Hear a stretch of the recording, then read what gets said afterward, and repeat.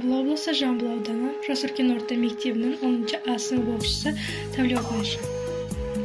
Шабнур Жабаевтың 175 жылдығына орай ұйымдастырылған эстафетаны 10-Б сынып оқушысынан Уралова Мәншіктен қабыл алдым. Жамбыл Жабаев, кекті ашу.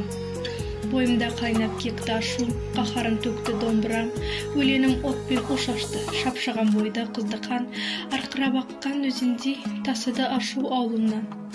Буырқанды бурсанды, мені туған күшті отан, ашым неге қызбасын, ұсталып отыр үш хайуан. Троцкий деген ит, қан даусымен құттырған, қаппақ болған жерінде, қанаты соқты тұмсығын. Зиноев қарабет, оды қанға ынтыққан, Камнев деген қасқырдың бұға олдық тұмсығын, аузын жылып ырситқан. Сондарында қорқаулар тінді таңдап жүр екен, отанымның бақытын алмақ болып жүр екен, базарына фашистің салмақ болып жүр екен, сорына қан ішіп қанбақ болып жүр екен, Сталинге оқ атып сүйген елдің жүрегін жармақ болып жүр екен, адамзаттың жүрегін шақпақ болып жүр екен.